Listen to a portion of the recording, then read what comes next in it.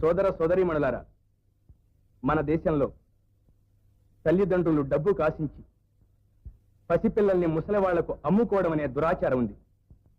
అదే కన్యాశుల్కం.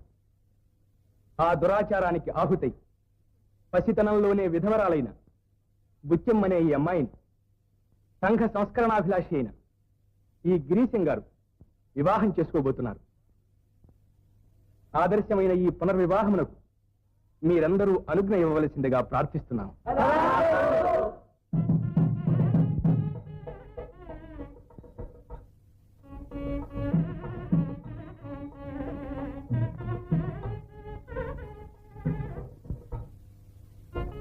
ఇక మాంగళ్య సూత్రధారణ కానివ్వండి. వాయించటా భజంత్రులు వాయించండి.